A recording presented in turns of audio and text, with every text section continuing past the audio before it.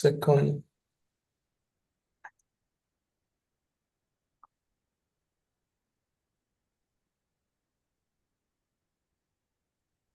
Okay, go ahead.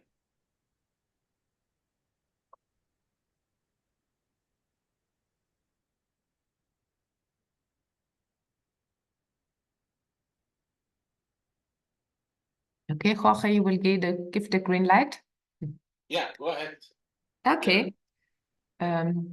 So welcome to all the participants, wherever you are. It's my pleasure to welcome you on behalf of the quadripartite organizations. I'm here with my colleagues from FAO, Francesca.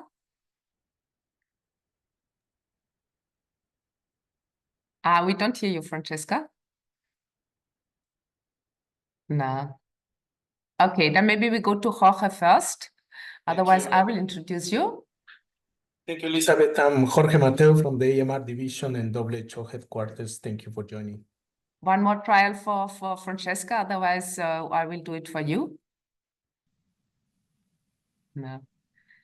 Okay. So yes, Francesca works with us on this quadripartite agenda since the beginning, but I think she's rather working on the lab side, but she will tell you this later. We hope we can fix this because Francesca is the one that will present the research agenda. We are here today on a webinar on the opportunities to foster the implementation of this One Health priority research agenda. And we do this webinar in collaboration with the Global Research and Development Hub on antimicrobial resistance. So we are very pleased to do this because we have already made several webinars to disseminate the information about the agenda. Some of you hopefully have seen this and know the agenda. But now really we want to focus on the opportunities to join forces and to explore the best ways for the implementation of the agenda. And we also would like to propose ways to follow up about the progress. I have to also apologize for UNEP. They were not able to join. My name is Elisabeth Erlacher-Windel. I'm working now as a senior advisor on antimicrobial resistance, mainly on research side at the World Organization for Animal Health. The agenda was finalized last year. So while we really tried to disseminate the information, we really think that this is not only a paper. We think that now we have to see what initiatives have already been ongoing or are ongoing to see how we can better connect together and to join forces. We really think that One Health is a quite new topic for research, and if we stay fragmented, we might not get to the results that we want. But I think we will have very interesting panelists. Francesca hopefully will be able to present the agenda. But for the beginning, I would like to hand over to Ralf Subrak. He is the Deputy Director General of the Hub, and he will do the welcome from the Hub side. Thank you very much. Yeah, thank you, Elizabeth. I would also like to welcome you on behalf of the Global Antimicrobial Resistance Research and Development Hub. We are, at the Hub, are really delighted to organize this webinar in collaboration with you and the quadripartite organizations. And I'm Ralf Subrak, the Deputy Director at the Global AMR R&D Hub. And with me here, we have the scientific program officers, Usha Lamkhani, Christy Ma, and our director, Leslie Ogilvie. So very short, the Global AMR R&D Hub was established in May 2018, following a call from the G20 leaders for a new international research and development collaboration and coordination hub. It is a global partnership working to improve and expand AMR research and development activities and policies from the beginning across the One Health spectrum. One of our first key activities was the development of the dynamic dashboard, which is a global knowledge platform for AMR research. And the dashboard is really a unique place to find information on where research investment is going into the One Health AMR research area. And Christy will introduce you to the dashboard in a minute. Some examples of the global AMR R&D hubs One Health activities include a launch of the internal working group on AMR One Health this year. It is an informal platform for country representatives to share best information on research needs across sectors, but also to discuss challenges and best practices in One Health funding. Also, in the past, we organized and shared One Health session at the AMR conference in Basel in 2021, probably the first One Health session at this conference, and also organized a roundtable on One Health at the World AMR Congress in 2023. At conferences where One Health normally plays hardly any role, so and the sessions and the roundtables were very well received and attended. With this webinar today and the collaboration with the quadripartite, we would like to support the One Health priority research agenda on AMR and its implementation. The research agenda emphasizes the need for increased inter- and multidisciplinary research and also for strong global, regional, and national research partnership. AMR R&D Hub is very well aligned with these goals, and one of our key recommendations to funders and policymakers is invest in R&D across sectors. But we will hear from Falk later about the challenges to fund One Health research, and it's not as easy as you might think. Panelists and participants of previous OHPRA webinars expressed their interest in to get information on what is already going on in the One Health research area and where to find this information. Therefore, our second motivation for the collaboration and the webinar with the quadripartite is that we would like to introduce our dashboard to a wider community, but also to improve our dashboard with the help and the feedback from all of you. Given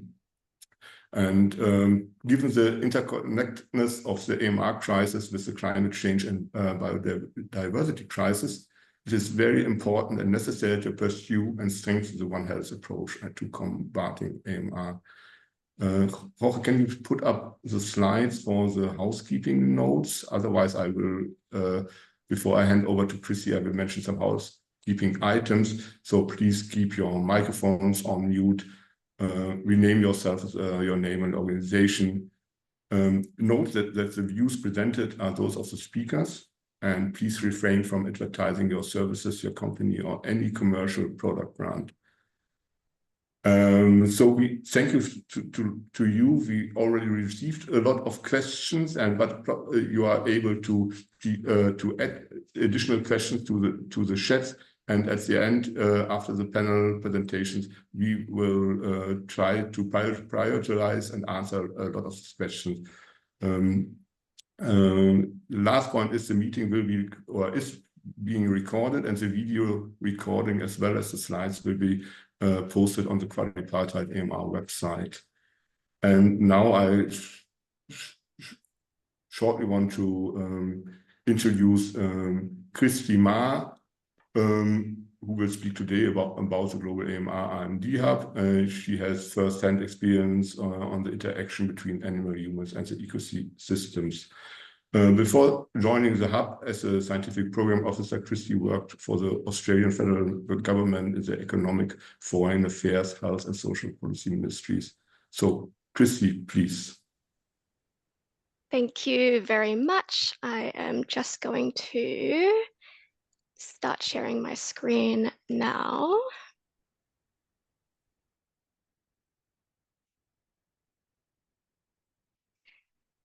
There we go. Can I just get confirmation that it's visible for participants?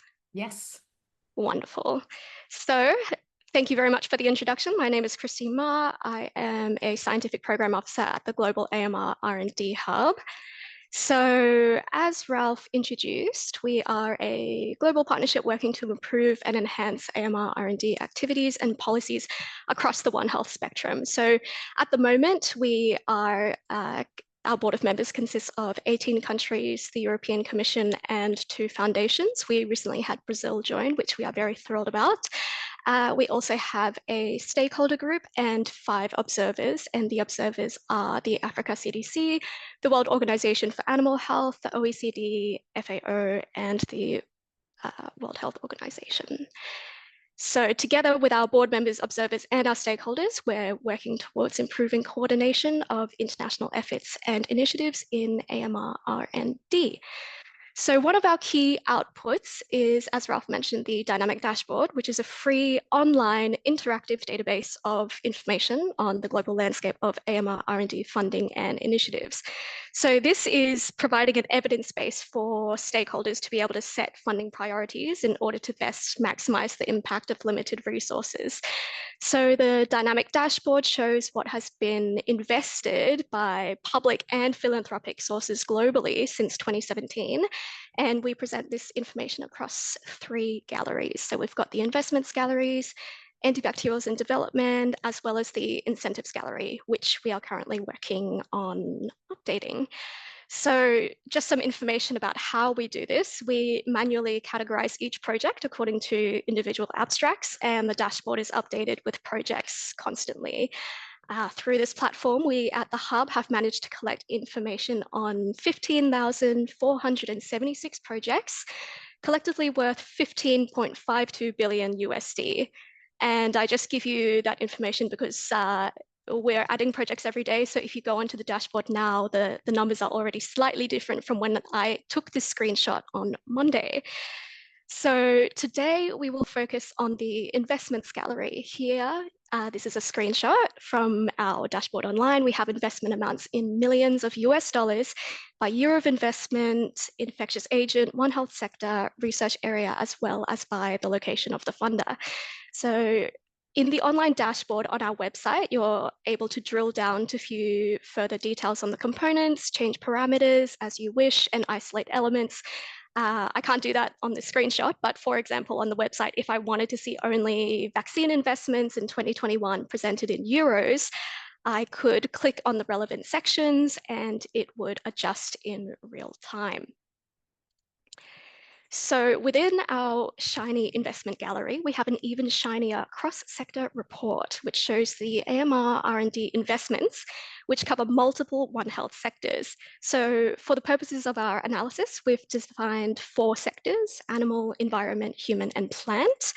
As of Monday, when I took this screenshot, we had 1,036 cross-sector projects in our database, worth 860 million US dollars in total. In the live version online, you can actually hover over the Venn diagram overlaps to see, for example, how much is being invested that spans both animal and human sectors.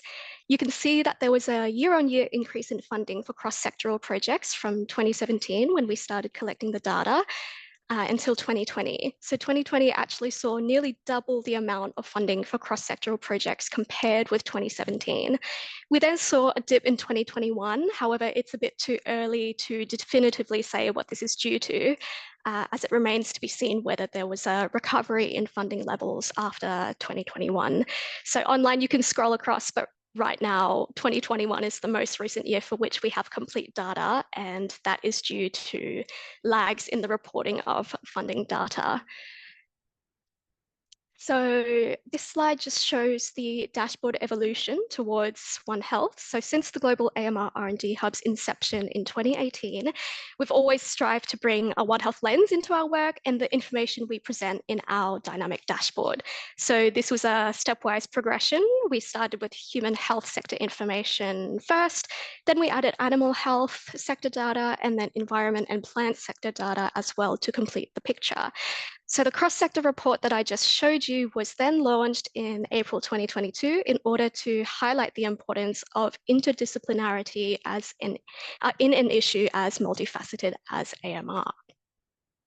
So along this journey of One Health enlightenment, we consulted widely in order to ensure our categorizations and classifications were informed by experts across fields from research institutions and organizations across the world. So some of the organizations you see on this slide are frequent collaborators with the Hub.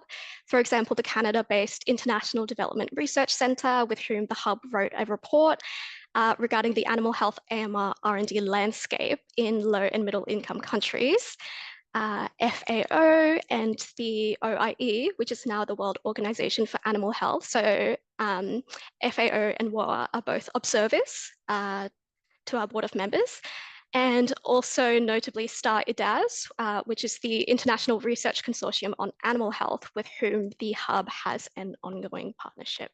So we are very grateful to these experts who were so instrumental in making sure that we had the best possible evidence base for our categorization on our dashboards. So who is funding multi-sectoral AMR R&D? So this slide shows us the top 15 funders of AMR R&D projects, which involved more than one health sector, sorted by total investment amount in US dollars. The European Commission is top far and away by a country mile at nearly 200 million, followed by the UK-based Fleming Fund with around half as much. And the Fleming Fund have been huge advocates of One Health approaches in their funding calls and in their allocations. From the third row onwards, the differences in funding amounts are far less drastic. We have the Biotechnology and Biological Sciences Research Council in the UK, and then the United States Department of Agriculture, the German Federal Ministry of Education and Research, who you will hear from in just a bit, the UK Medical Research Council, the US NIH, and then the US CDC. So I've highlighted here the Australian Department of Industry, Science and Resources, both because as an Australian, I'm happy to see them here, but also because curiously, they're 9th place on this table, but with one project. So I dug a bit deeper, and it's because this project is actually for a consortium called the Cooperative Research Centre for Solving AMR in Agribusiness, Food and Environments. Projects include management of apple scab in crops, vaccines for farmed trout fish, monitoring AMR in Australia's drinking waste and recreational water, and advancing diagnostics for managing fungicide resistance in grapevine. However, money-wise, it is a single funding investment from the Australian government. So that's why it's classified as one project in our dashboard. So rounding out the top 10, we have the UK-based Wellcome Trust, and then the French Research Agency, Swedish Research Council, Norwegian Research Council, Swiss National Science Foundation, and finally, the United Kingdom Natural Environment Research Council. So the graph in the top right of this slide shows that 90% of multi-sectoral projects had a human component, which is not too surprising. 84% had an animal component, but then only 58% of multi-sectoral projects had an environmental component, and 20% of multi-sectoral projects had a plant component. One of the key aims of the One Health priority research agenda for AMR is equity between the sectors. So we still have quite a far way to go. So out of the 15,476 projects in the dashboard, 1,036 of them covered more than one Health sector, and they represented 860 million USD of total funding. This was 6.69% of all projects, 6% of total funding, and the money was coming from 115 funders across 41 countries. So opportunities to foster the implementation of the AMR One Health priority research agenda. We have been trying to think about how best to use the dynamic dashboard data to see where the gaps are, working out the feasibility of how data maps and aligns to the OHPRA, as well as optimizing the cross-sectoral report.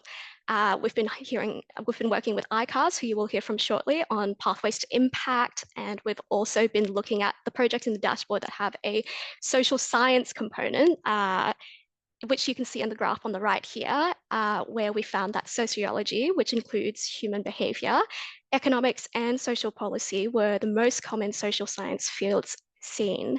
And we hope to have a social sciences report live on our dashboard soon. So our aim is to have the full spectrum of One Health research funding data covered in the dynamic dashboard. We are sure that there is data out there that we're missing, but we don't know how much.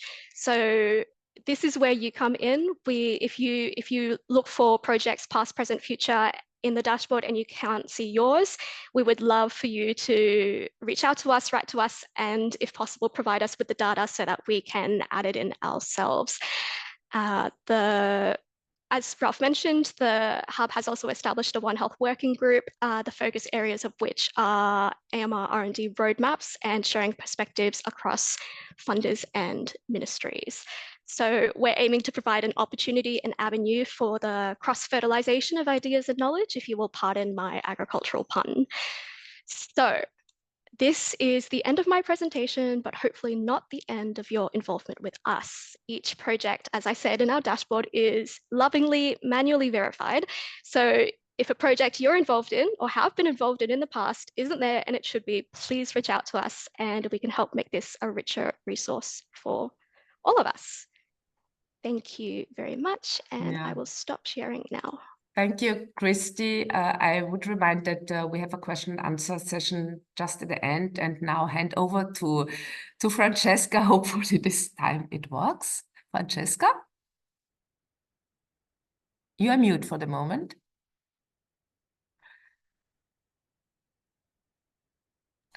Can you hear me now? Yes. Okay, so then I think that, yes. I just want to share my screen. It's getting a bit complicated. Window. Okay, can you see my screen?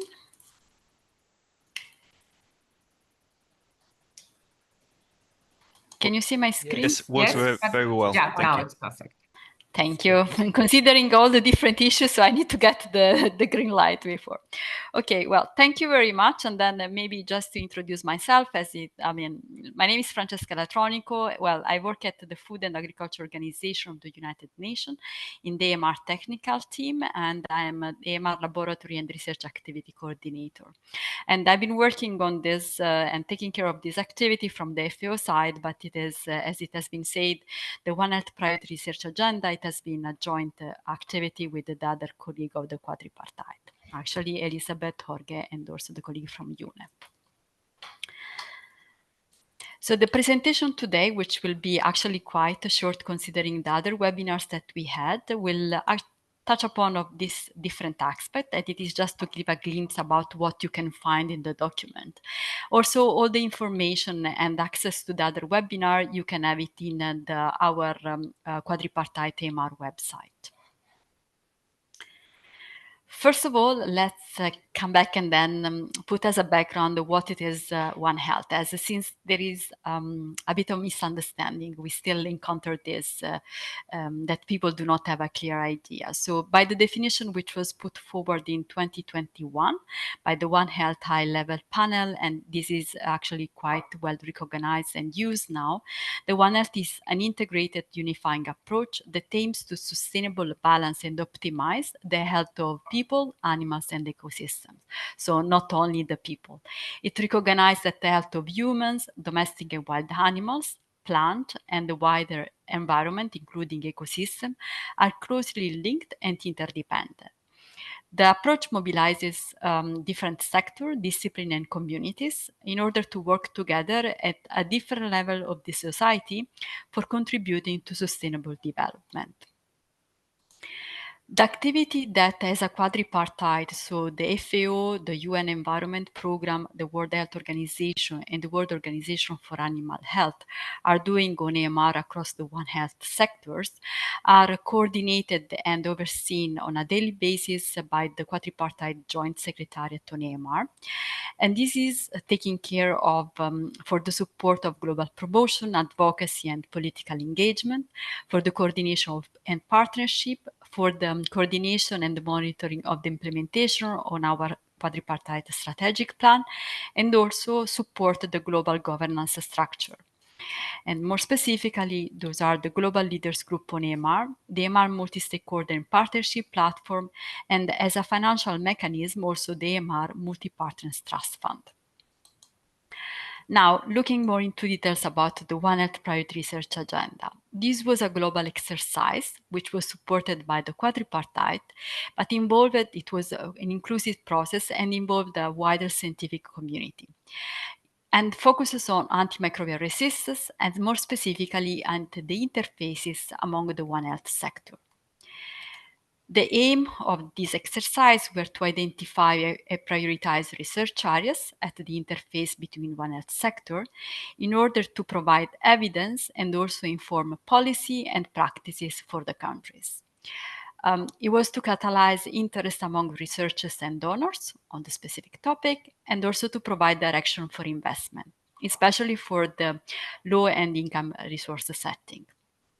What was not included was R&D for new antibiotics and antimicrobials, vaccine, diagnostic, and also the research related only to one specific sector.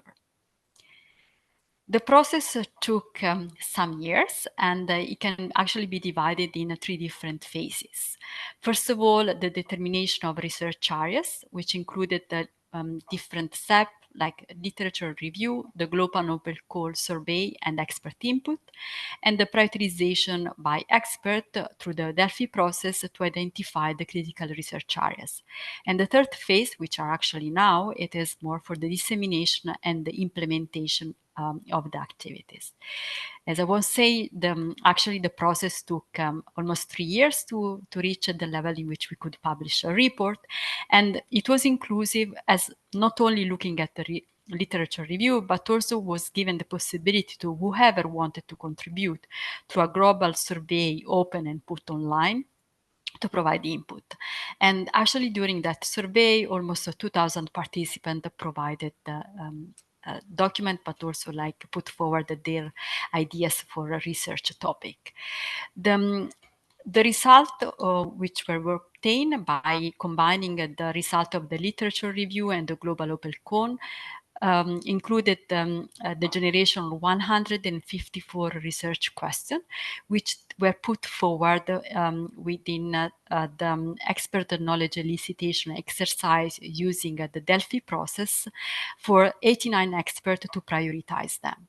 At the end of the process, 62 research priority areas were identified, and those are across the 5 pillars.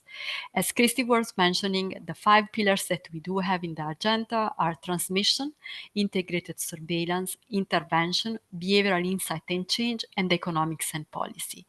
And you can see like the number, those are actually the specific research areas that were identified for each of them and prioritized.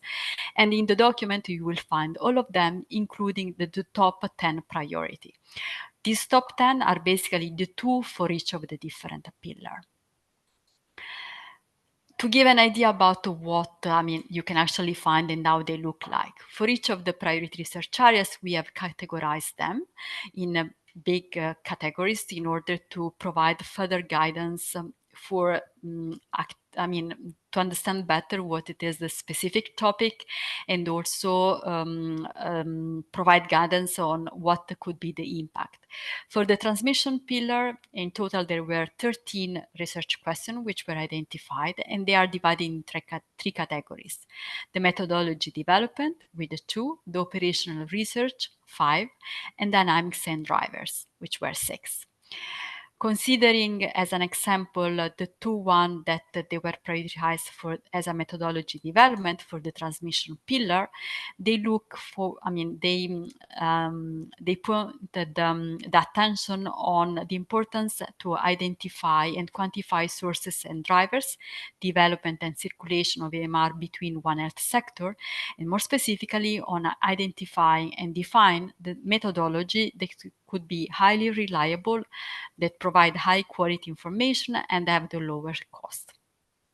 The second question is more focusing on the methods and the metadata for describing and predicting the AMR transmission across the One Health, and also in this case to define and identify what are the ones that they have the highest quality, the lower cost, and also the most reliable. Considering what are the next steps that we are taking for the implementation of the One Health Priority Research Agenda on AMR, we really hope that the document it is considered as a tool and it is used as a guiding tool for donors and experts for their activities. We are carrying out dissemination webinars, but also try to reach out and then get involved with the research community, but also with the donors and the expert in general. And the aim it is also to move this on a more regional and also national level. We are also reaching out and try to focus on building interdisciplinary and multi-sectoral research networks, including our collaborative research center. In addition, as a practical also way forward, there is the AMR multi-stakeholder partnership platform, which is also was established by the quadripartite. And this is a platform that help to support the networking and also concrete action to advance progress on AMR. And within this, the research cluster is quite is among the biggest, and it is a way also to agree and carry out action groups. And you can find more information in the website, and probably we will also have more specific webinar to provide more information on this. And with this, I would like to thank you. Like, you can always reach out to us in order to, if you have questions. I take also the opportunity to thank the donors, so the ICARS that was financially supporting the exercise, and remind you that you can find everything in our website, including now also the version in Spanish and French of the document. And with this, I hand it over to Leslie for the panel discussion. Thank you, Francesca. It's really interesting to hear another overview of the agenda. So today, it's really a privilege to have the opportunity to introduce you to our panel today. We've assembled an excellent lineup of speakers who cover diverse perspectives. So we have funders, researchers, and implementation partners across the One Health AMR spectrum. And I'm really looking forward to their insights on the topic today and a lot of discussion, hopefully. So I think we're going to dive in and introduce you to our first speaker, and it's a pleasure to introduce you to Dr. Falk Diedrichs. He's a clinician by training, and he's currently a policy advisor in the Division of Global and Public Health Research and Environment and Health at the Federal Ministry of Education and Research in Germany. So his work is mostly responsible for One Health related research, with a particular focus on AMR, pandemic preparedness and response, as well as environmental aspects of health. And today, Falk will provide us with the funder's perspective on One Health AMR R&D. So Falk, please, over to you. Thank you very much for the kind introduction, Leslie. And just give me 1 second to share my slides. Yes, this should work now. So it's a great pleasure today to introduce to you some of the measures we've been taking as a high-income country, as like Germany, to implement really some One Health AMR measures that target the interconnectedness between the sectors instead of the old ways of just like a monosectorial approach to AMR research. And let's jump right in with an overview of what I'm going to show you today. I've structured the talk in a way that we're going from small to big to bigger, in a sense that we're first looking at what we've been doing in Germany on an institutional research funding level, then going to introduce to you some examples of what we've been doing for a whole national research strategies, and lastly, some input on what we've been doing so far to strengthen our European and international cooperations in this regard. And I want to close with some lessons learned or some food for thoughts from a funder's perspective. When it comes to institutional research funding, in Germany, we have a lot of institutes already and researchers that are addressing questions regarding AMR. However, all of these measures do it mainly through the human or at most the veterinary medicine lens. And to really tackle this idea, we are very happy to have founded a dedicated research institute that addresses questions around One Health in 2021. And this is part of the Helmholtz Institute group that usually addresses a lot of different scientific questions ranging from energy, material science to spacecraft and aeronautical engineering. But this Helmholtz Institute for One Health is part of the Helmholtz Institute for Infectious Diseases and has a particular scope on One Health, with regards to the threat of emerging diseases, as well as the evolution of known pathogens, including the epidemiology and ecology of antimicrobial resistance in a One Health context. And this means the scope of the work of this institute also includes aspects of integrated surveillance for the health of humans and animals, as well as the environmental and climate aspects. So moving on to our national research funding, and I really just want to give you two examples of what we've been recently trying to get on the way. One is the One Health platform, which is the crown jewel in our efforts to really center all of the One Health research in Germany by establishing a singular research platform. And this is not coming out of thin air. To give some background and perspective, this research platform was originally established in 2009 as a zoonosis platform in response to the ongoing swine flu back then, the H1N1, and included only the disciplines of human as well as veterinary medicine. And this already was a big challenge to get those two factions on one table and get them speaking. And over the course of the next 14 years, they've done astonishing work with regards to quick reaction to research questions when it comes to zoonotic pathogens. However, we really wanted to reestablish this and rebrand this in a way to include also the international efforts that have been going on, to include all aspects of the One Health spectrum.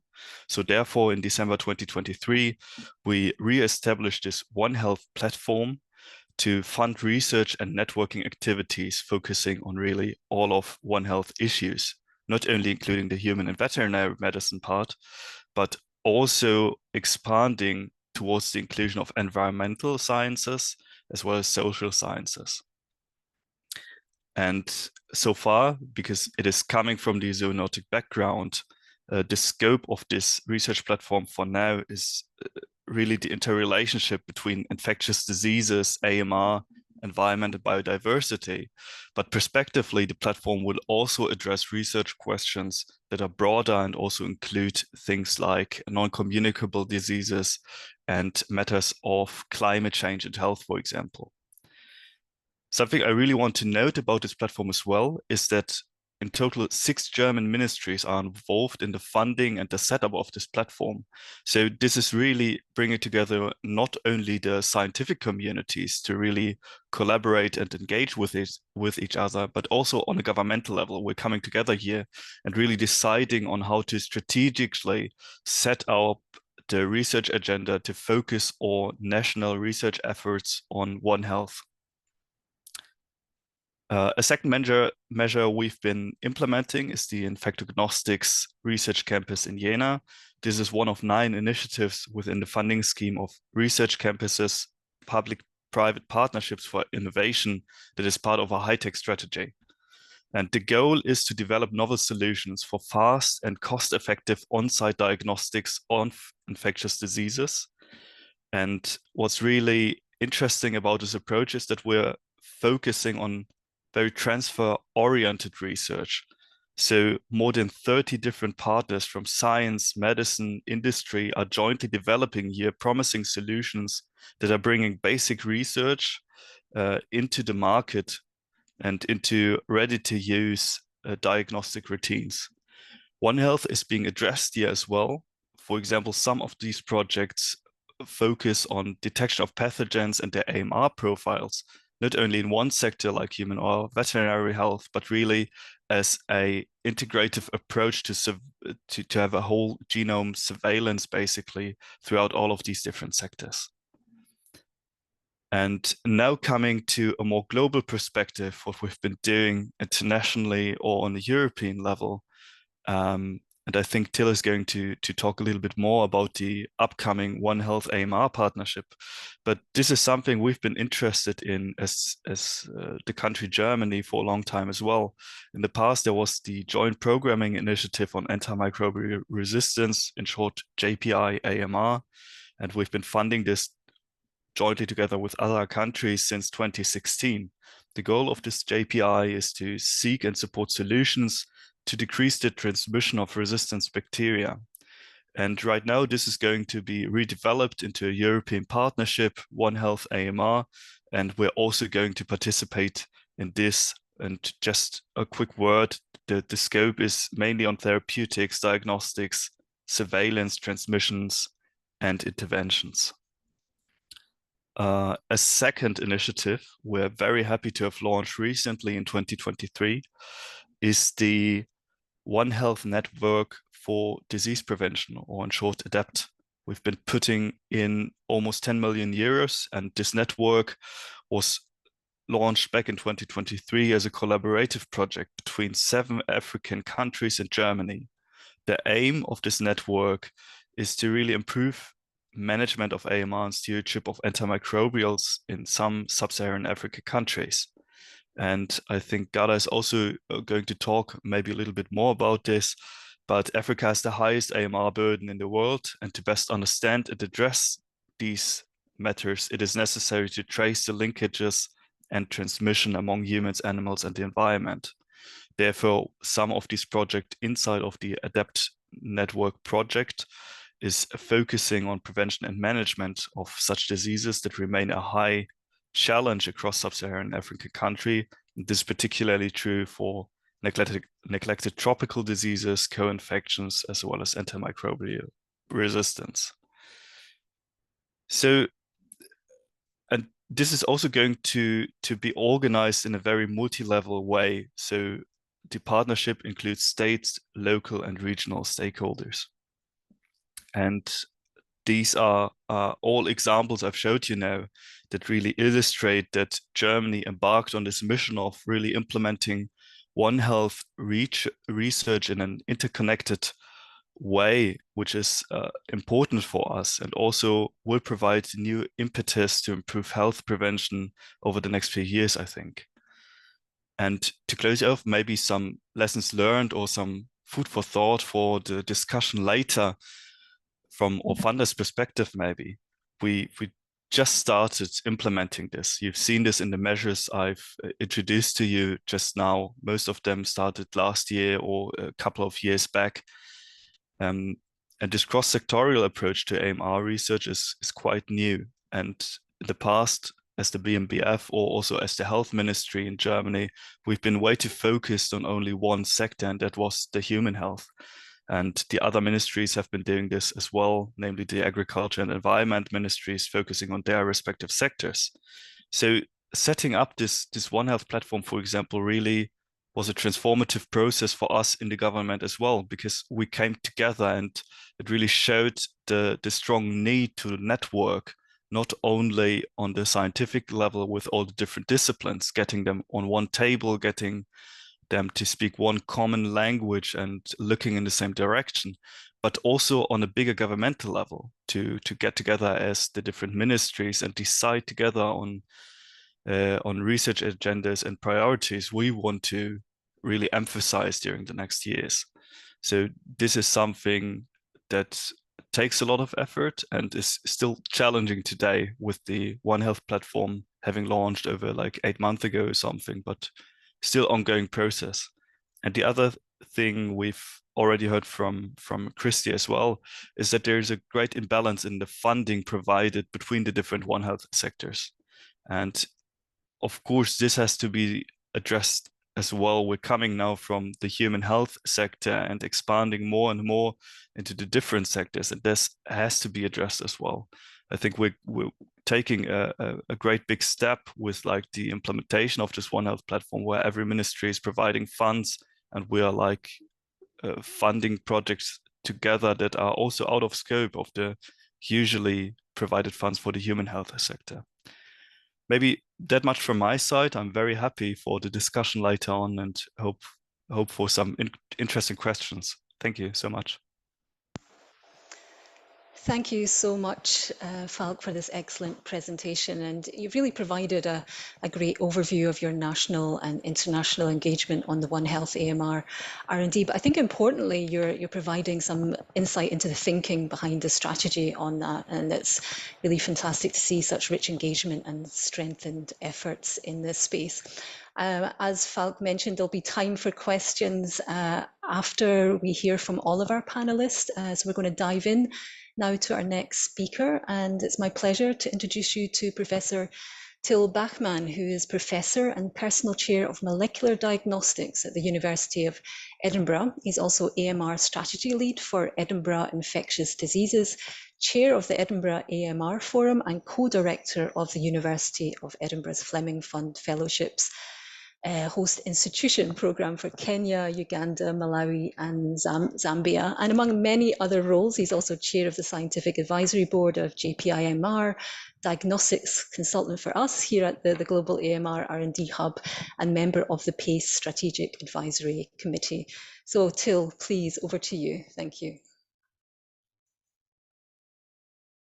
Thank you so much, Leslie. Thank you so much for the introduction. And sharing my screen. Can you should be able to see it? No, you can't.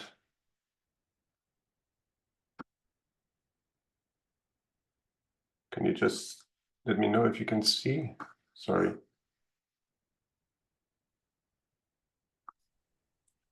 No slides yet, Till. Can you see now? Yeah. Yes. It's okay. Yeah. Okay, that's very good. Okay, thank you so much again for the introduction and the opportunity to give my perspective on the One Health AMR priority research agenda. So I would like to take you again to the foundations of AMR as a wicked problem. That leads us to the One Health perspective of AMR, because really AMR, as you probably all have experienced, is a wicked problem. We don't where the situation is that cause and effect are really very strongly intertwined. So you sometimes don't know what to do about the AMR situation. And I was asking, what if we knew for sure what to do to tackle AMR in these various settings? What to do if which antibiotics to use, when not to use, how to avoid antibiotic contaminations, how to change behaviors of people who are involved with the situation, and most importantly, how do we know that actually our interventions which we implement are successful? And so in essence, what we need, from my perspective in this constellation, is that we need information. And how do we get that information? Knowledge and information about the situation around AMR. And that is a need for diagnostics and for testing. And as it has been already mentioned by Falk, there are huge efforts undertaken around the world looking into developing new technologies for diagnostics. And I myself am a diagnostics researcher, so we're very interested in technology. However, the technology itself is not the scope of the priority research agenda, and for a good reason, because diagnostics technology is one thing, but implementation and uptake is another. And for example, in the human health situation is that if someone in the community is ill, they have to access healthcare, so they somehow need to go there, and then there at the healthcare situation, there are either the current tests, which take a long time, or you have more rapid tests, but then they can provide information for therapeutic interventions. And hopefully we have a happy patient at the end.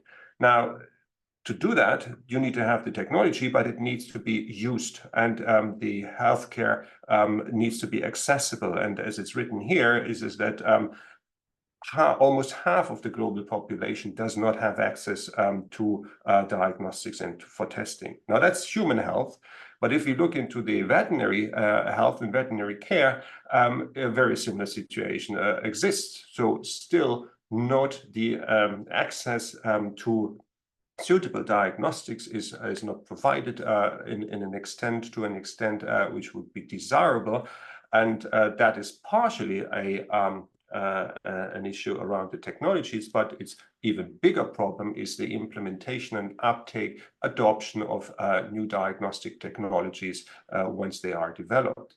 Now, from a global, from a One Health perspective, from a global perspective, but from a One Health perspective predominantly, a lot can be learned between the sectors, between the veterinary sector and the human sector about uptake of diagnostic tests and the uptake of diagnostic test information, etc. And all this is happening, of course, not in an isolated space, but in an environment where we all live together, we are all existing, and those information aspects need to be shared, learnings need to be shared, and can be used to drive things forward. Now, with that aspect and that thinking, we have been engaged, and I wanted to give this as an example, a prime example around diagnostics in the One Health context, is the DOSA project. And that is a project, the UK-India project, which is looking at three settings in the human, in the veterinary, in the dairy, and in the environment, in aquaculture settings, about the impact of antimicrobial resistance in those settings and how there might be interventions based on diagnostics.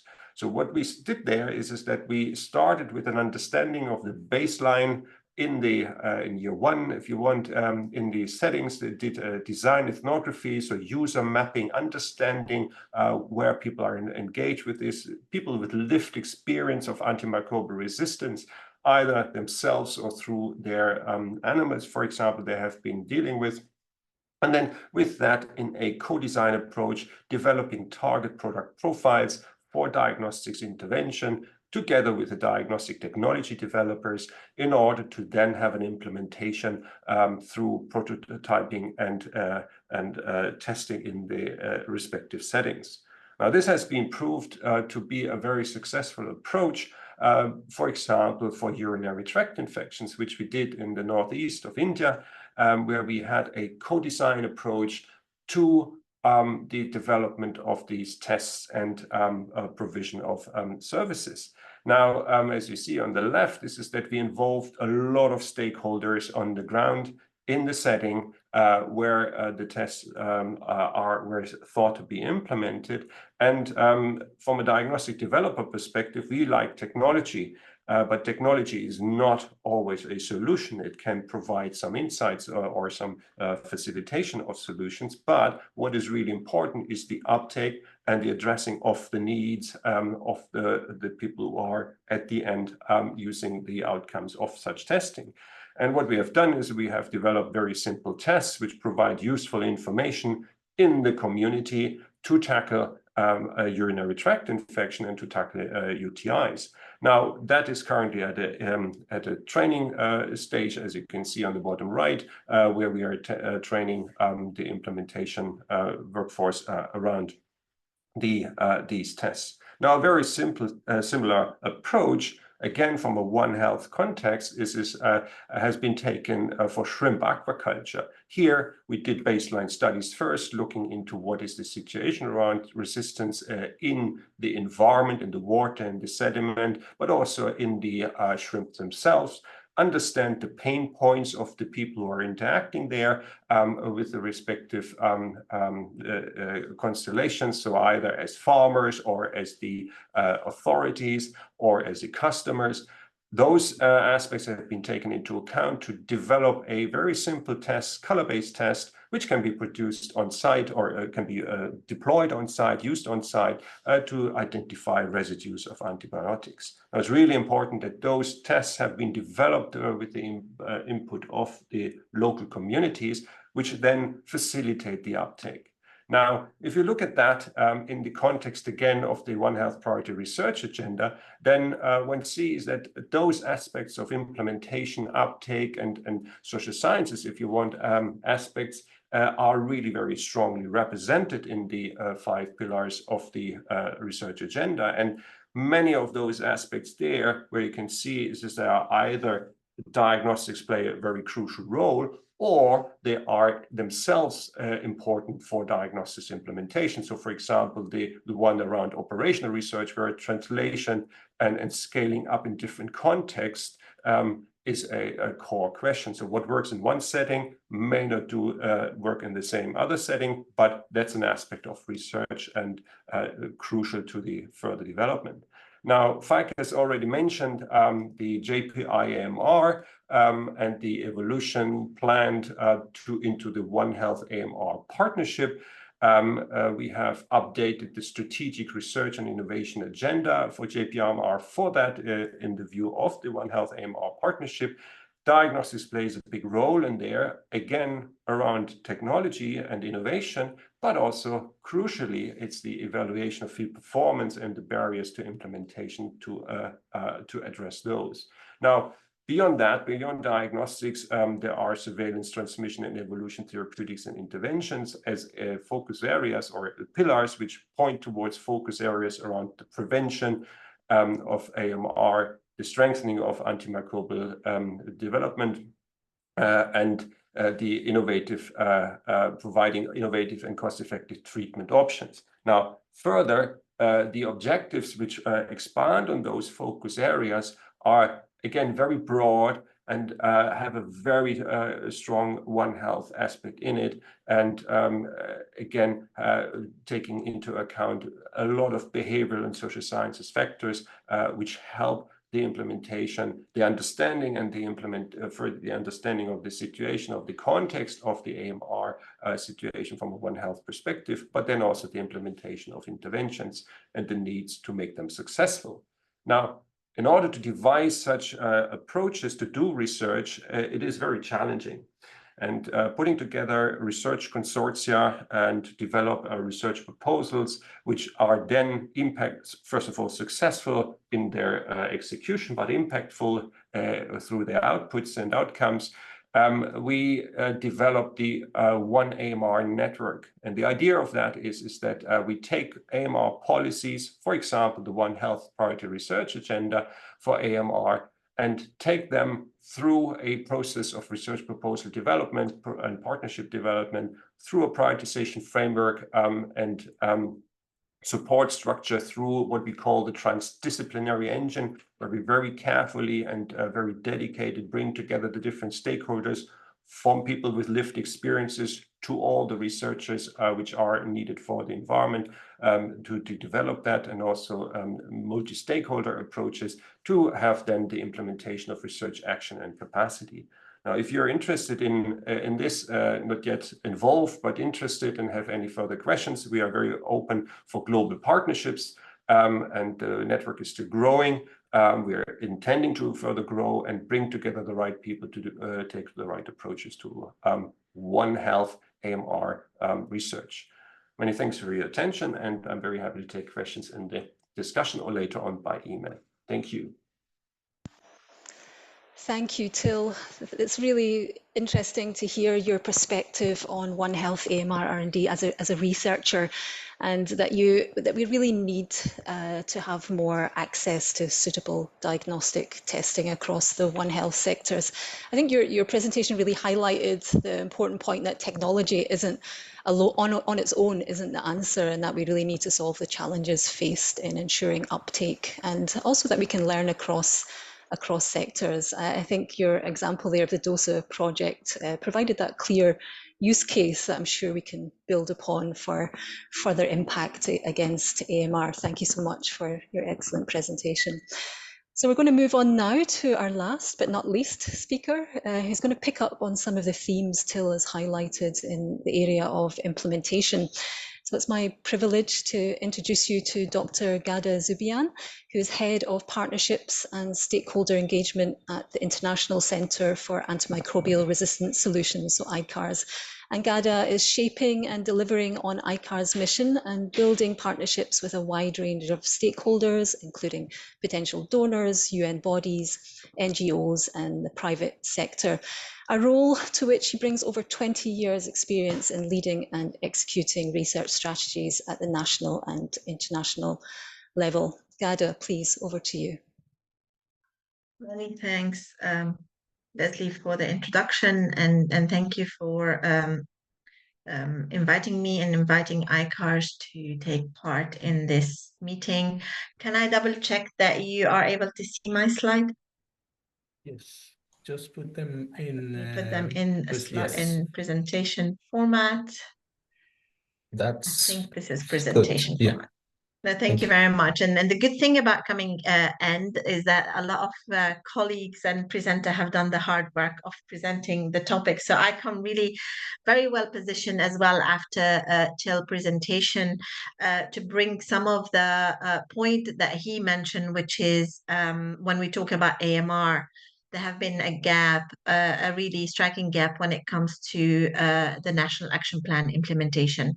That's not only in low middle income country, but even in countries in general, they have really good documents that have built on the global action plan, but there have been some shortcoming. And that's because although there is a lot of information and evidence already out there, in many countries, again, including high income countries, there have been a little bit of delay or poor understanding of the problem of AMR. So the political commitment and the policy commitment have lagged in many places. The business model and return on investment when it comes to AMR as well has lagged. And in many places, it's the lack of ownership, lack of engagement, and lack of ownership by the community, but as well by the political leaders. So some of the knowledge, the attitude, and the practices of AMR have not really translated to those decision makers. And as such, we haven't been able to see sustainable change. And a lot of the evidence that have been generated over time did not make its way into a policy program and practice. And in many places, there is a little bit of weakness in resources and infrastructure because either the skills or the funding was not there. And this is where we actually see that although a lot of the research community maybe has generated a good amount of evidence out there, a lot of it has not been really translated into sustainable solution. This is where we feel that intervention that are based on research need to be really translated into a sustainable solution over time for all countries. This is why ICAR has been born over 4 years ago with the idea that when we are looking at putting together effort to mitigate AMR, solutions have to be evidence-based. They have to be context-specific. And Till has mentioned that what works in one setting may or may not work in another setting. And the challenges, whether they are social, cultural, but as well economic, will be really critical. The cost effectiveness, if something doesn't give you a return on the investment and you can't really afford it, it's very unlikely that it will be sustainable.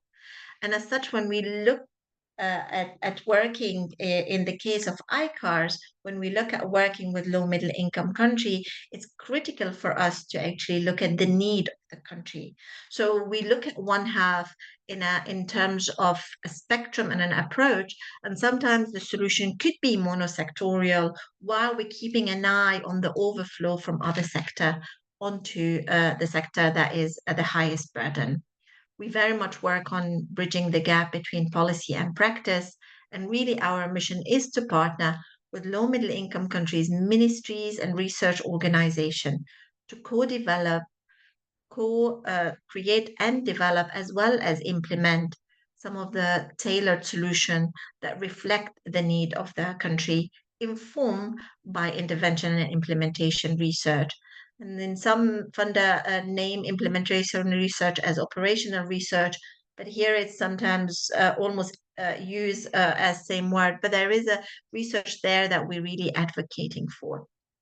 We work across 4 or 5 pillars, and I'm going to only mention the first 2, which are very important and relevant to this webinar, where we develop and test context-specific solution for AMR mitigation, as well as translate and uptake existing evidence and innovation into some policy program and practice.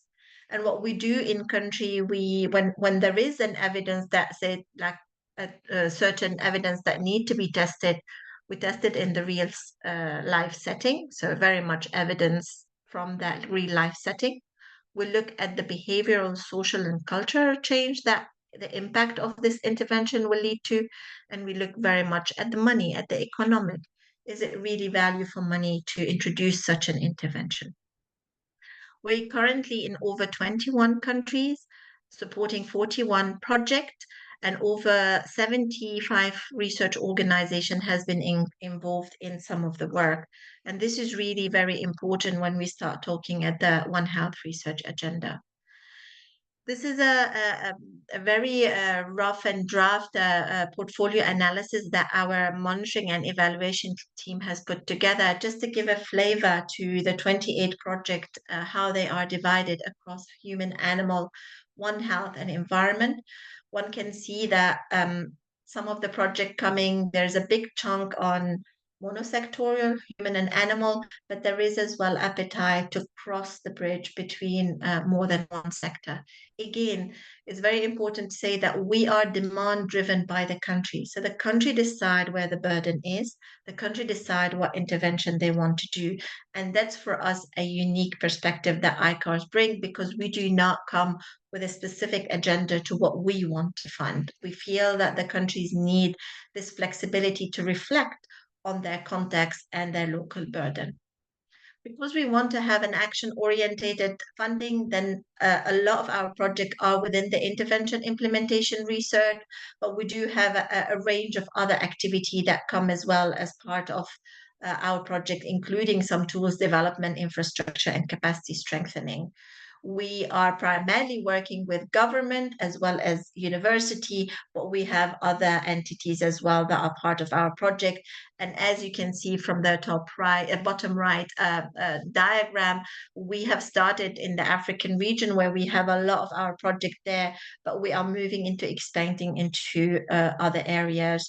And worth flagging that our relationship with React Africa, for example, one of the civil society in Africa, has opened a lot of doors for us while we are developing our presence regionally. The value proposition of ICARS is that the country determines the research priority. We follow a top-down and bottom-up approach where we engage with government and ministry. The ministry could be Ministry of Health, Agriculture, Environment, or a partnership between more than one. We build on the national action plan of the country, but we very much bring the intervention implementation research framework, which is led by a researcher on the ground, as well as engage with other program and initiative, and so that we avoid duplication.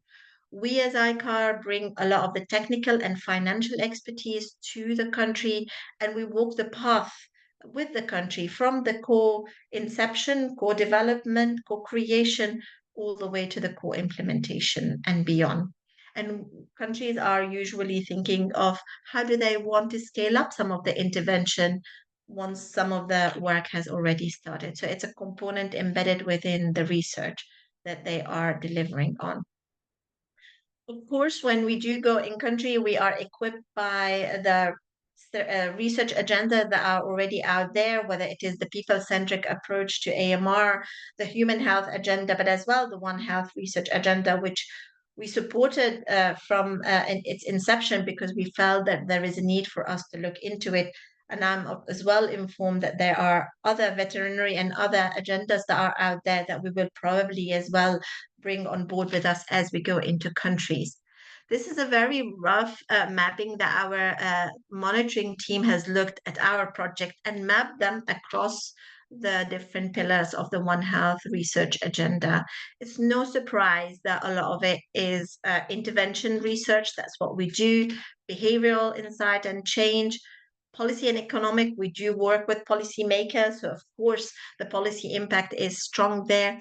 And although we do not actively fund surveillance in isolation, but what we see is a lot of the project do really need to capture data, whether it is baseline data or over the year, to see how the intervention has progressed. So there is some component there, and transmission in many instances, the country come with that ambition to support transmission across more than one sector. As well, we have some cross-cutting themes that are really important for us. And as such, we develop some tools in partnership with others. One of them is how to strengthen a more gender inclusive and sensitive approach to research. And we've done this in partnership with IDRC in Canada, and as well as how to really empower and engage the community.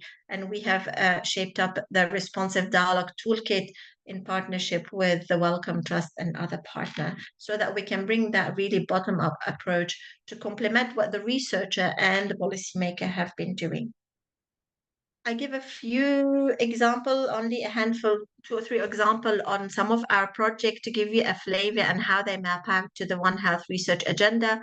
We're currently progressing with a project in Kyrgyzstan where the ministry was really interested to see how to introduce the C-reactive protein as a measurement to inform healthcare workers to whether children have a viral or bacterial infection, and as such, hopefully reduce unnecessary use of antibiotics. You will see that usually the partners on every single project is a collection of research organization, ministries, some national, regional, and international. And we were very pleased that this project has so far in its second year, end of second year, have already showed promising result of 24 reduction in antibiotic prescription. But I want to turn our attention to a very important thing, which is the acceptability and the behavioral change, not only for the healthcare worker, but the caregiver and the parent, who are now convinced that actually what's been prescribed by the healthcare worker is better for their children. This is really for us. Of course, there will be publication out of this, but that societal change is for us very critical. And if we want to look at the One Health research agenda, we feel that this project ticks nicely the priority of the behavioral change, the intervention, the policy, and economic. Another project which we have done in partnership with the JPI AMR, and this is a truly One Health project where it's looking at really the unnecessary use of antibiotics in farm poultry, and seeing as well whether how to reduce the high level of contamination from farm influent. And as such, the project is looking at alternative to antibiotic for poultry production, and it's now in its second year, I presume, with a collection of partners from Tunisia as well as beyond, working at this problem. And the outcome is to improve the therapeutic model for chicken, to provide a model for treatment of farm effluent, and to disseminate to the partners. And here the team in Tunisia and the consortium in general have done a lot of data collection. They've looked at the transmission from farm to the environment. They look at behavioral change from the farmer as well as the different producers. It's an intervention, and it has a lot of policy and economic into it. And the last project that I want to flag is one we're doing in Ghana, which is looking at adherence to antibiotic prescription, because there are treatment guidelines out there. However, these have not been really followed, as well as some concern about poor infection prevention and control measures such as hand hygiene and face mask, etc. And many of the facility have maybe weak stewardship program that they really need to look into it. Again, the project is a partnership looking at how to improve antibiotic use in surgeries, how to improve adherence to the IPC protocol in surgery, as well as stewardship in general to avoid infection. And here there's a lot of surveillance, transmission, behavioral change, intervention, and policy economic. I want to finish by saying really any work that needs to be done, this One Health research agenda is to inform and guide countries, but we do really need to come together as a partner at a national as well, regional and global level. We're very much connected with the global AMR R&D hub. We're very much connected with dialogue with the different UN agency, as well as many of the funders in Europe and beyond. And this is very critical because as funder or implementer, we won't be able to deliver on all the component and all the pieces of the puzzle for the AMR. So I leave you with this slide just to give a flavor of the partnership that we are currently engaged with. Thank you, Leslie. Thank you so much, Gada, for your insights and just really highlighting the valuable work that ICARS is doing to unblock those implementation bottlenecks. I see that we're running out of time, so I want to just thank all the speakers for these really informative presentations and your diverse perspective. And I'm going to hand you over to Dr. Jorge Matu from WHO for questions and discussions. Thank you very much. Thank you very much, Leslie, and thank you to the panelists for these excellent presentations. I think that all this presentation has been insightful for all the participants and for all of us. I would like to start this Q&A section by introducing the chair of the Quadripartite Working Group on Youth Engagement for AMR. I have the pleasure of introducing Audrey Wong, who is the chair of this group. Audrey, thank you for joining us, and please introduce yourself and tell us in a summary what is this group doing, and please also share your questions for this webinar. Over to you. Yeah, thank you, Jorge, for introducing me. Hi, everyone. My name is Audrey, and as Jorge mentioned, I am currently serving as the chair of the Quadripartite Working Group on Youth Engagement for AMR. And for us to really advocate for youth voices and when it comes with AMR. And recently we have released our youth manifesto leading up to the UN Health meeting on AMR. And we are also working on different initiatives such as the storybook to really put AMR concept into a more simple and more creative way. And as well as we have like different representatives at the different external events. And my question is that we see that nowadays there are a lot of different health issues that people are prioritizing or working on. And the question is like, what are some strategies perhaps you guys have been using to really bring different sectors or ministers together to invest into this One Health research agenda when there are a lot of different priorities people might be focusing on? Thank you, Audrey. I think that this is the open question for all the panelists. I can start with Falk, because Falk show this experience at country level and also mentioned these challenges to put together the different ministries. So Falk, please. Sure, thank you. Yeah, this is quite a point, exactly, how to bring together these people, how to get them to network together.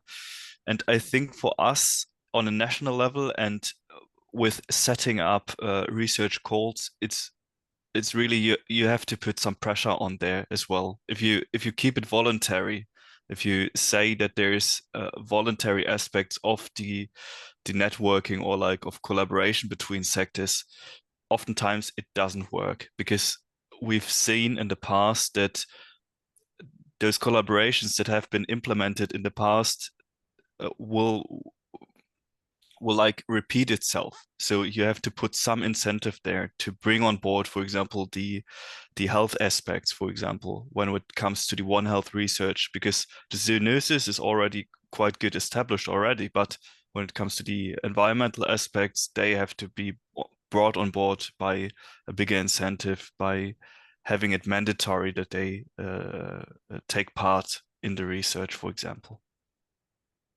Thank you, Falk. Till, over to you. Yeah, thank you. Thank you, Audrey. This is a really important question and aspect to bring to the discussion. That aspect of involving the stakeholders of AMR in a wider sense into shaping the priorities and shaping the path forward is really core to the motivation why we set up the One AMR network. The idea there is that in priorities, in the process of identifying and prioritization of the research activities towards the AMR, we will involve or we are involving stakeholders who are embedded or who are experiencing AMR work specifically affected. And that, for example, also involves the next generation. The next generation of researchers, of innovators, but also the next generation of people who are living with the impact of actions which we're doing today for a longer period. So So priority setting and strategy setting, I think it is really important to involve, and the measure to do that is involvement of those stakeholders. And we specifically do that through dedicated activities around bringing together we call them the next generation of innovators. For example, for diagnostics, we have a program where they are specifically coming together in identifying opportunities for development, but then also executing them. And just to put this in a different context, for priority setting and strategy, of course, researchers have a conflict of interest. Their own research, to some extent, has a priority. Otherwise, they wouldn't do it. But by involving a wider scope of stakeholders, including, for example, patients in the priority setting, you get a different perspective and potentially different approaches to it. And that's why I think it's really important. What you say is that the voice and the view of the next generation is important in doing these exercises. So happy to follow up from one AMR network perspective if you're interested. Thank you, Till. Gada? Thank you very much, Audrey. Nice to hear from you. So ICARS is a One Health organization. So we fund human, animal, environment, and the interconnection. I don't want to disagree with the previous comments here, but I want to emphasize that there is a space and a time for monosectorial, and there is a space and time for One Health. Not everything needs to be driven and delivered by One Health. Sometimes the problem is very much human health perspective and other animal or environment. So I would say it has to be needs driven. But when the need is there, then finances and resources need to follow. What we have done is that when working with countries, especially low middle income countries, many of the ministry are not ready for a cross-ministerial complex intervention to deliver on their need. So usually you could start with one sector and then strengthen the intervention by bringing the other sector together, such as here, working on a farm for animal. The emphasis is on animal health, but then you start discussing with the researcher, have you thought about what happened beyond the farm in the effluent? How would that have a transmission into the human sector, etc.? And then slowly you bring it together, not only because you are driven and forced by the resources available or the funding, but by the need and the gap and the challenge of the local setting. So that's how I would do it from our approach, so that you can have a sustainable impact rather than temporary. Because when the money goes, what would happen to the mono or cross-sectorial effort that have been encouraged? Over. Thank you very much, Gada. Audrey, do you have any additional question? I want to say thank you so much for answering. And actually, I also want to congratulate everyone for this very important conversation. And I would definitely love to learn more about the different initiatives. And I guess one comment is that I'm very happy to hear a lot of different examples of what everyone has been doing with the research agenda.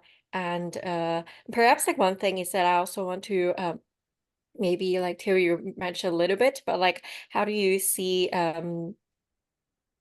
youth being a part of it, or have you been incorporating youth in the different research? Since I know that a lot of people it might start from a school level, but then it might go outside of school level. So would definitely love to learn more about that. Thank you, Audrey. Leslie, do you have any comment on this? Oh, Falt. Yes, I can go first, maybe. Thank you for this question, and it's really important as well. That's why I'm also thankful for the comments of the speakers before me on the other question. But we've been also incorporating this into our national One Health platform, for example. So this is bringing together these different sectors, but it's also enabling an infrastructure And we are also giving training to young researchers, and especially on the master's and PhD level and postdoc level, where you can gain training and be part of different sectors within the scope of this platform and within the provided funding calls, and then you can get a certificate at the end, for example, so that you're really trained in the mindset of like having this intersectorial approach and really bringing this to the table instead of like just being in one monosector and doing your research there, but really living it out, basically. Thank you, Falk. Leslie, yes, over to you. Just very quickly, just to say, agree very much with what the previous panelists have said. And I think the idea of being inclusive, to sharing information and sharing perspectives is really integral to everything that we do at the Hub. You know, this is what we're here for, to provide information, provide evidence. And I think the perspective, the youth perspective, is extremely important to any solutions that we have for AMR. So I think we've just got to make sure that the conversation is inclusive as we move forward. Thank you, Leslie. We are out of time. I'm just going to take one of the questions that, thank you to the participants who provided question during the registration process. So maybe we can ask, I would like to ask, make this question and just give a round of answer for all the panelists. How can the developing countries' researchers be incorporated in this agenda and benefit from this initiative? How can the developing countries' researchers be incorporated in this agenda and benefit from its initiative? Till, maybe we can start with you. Depends on. Sorry, it depends on which initiative. So I think the so if I answer from the One AMR network, I just looked at the question there, and the link. I know I can put the link in a second into the chat. It's very simple. It's one-amr.org. So just approach us. We're an open network to get involved. We are very keen to involve colleagues from low and middle income countries in the discussion, in the priority setting, and in the definition of the AMR challenge, and to develop that further. The next aspect is, of course, it's always funding dependent.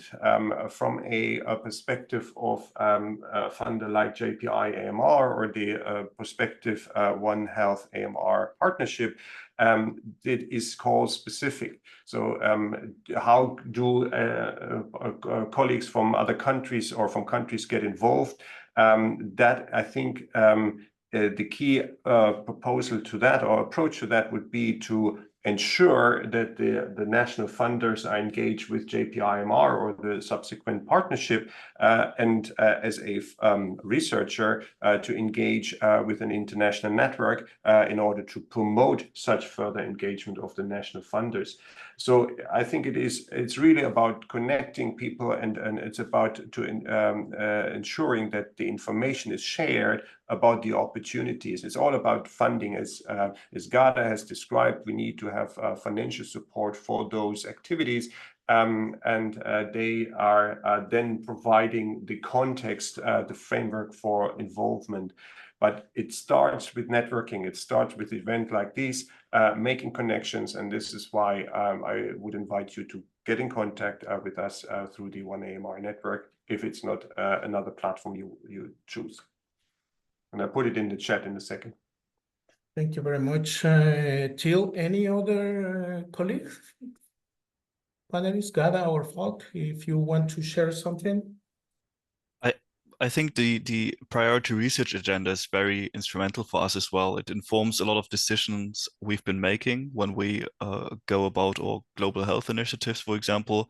I presented some of the work we're doing with the ADEPT network, for example, and of course, this has to be taken into consideration. And I think with with setting up as a funder these goals with this priority research agenda in mind, we can really foster this and bring this also to other countries as well, just as some input from our side.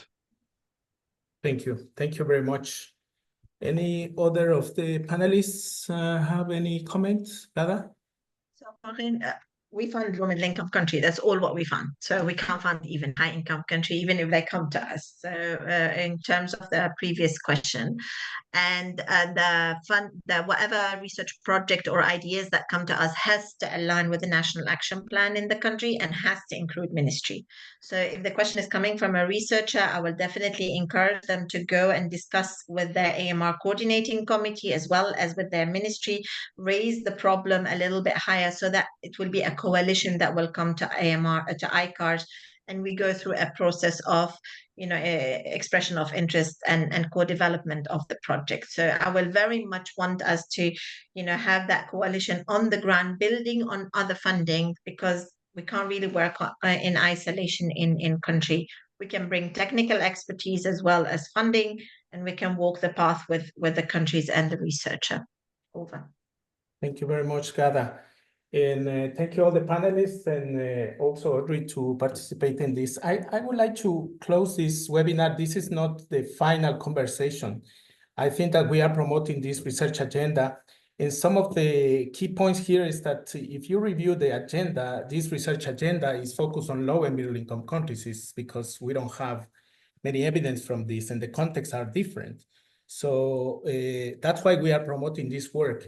And I think that one of the things that is important to mention here is that we can see that One Health is really complex, but fortunately, we see during this webinar that there are different initiatives at national level, at regional level, and also at country level, to a global level, sorry, to also address this and take this agenda as example in help to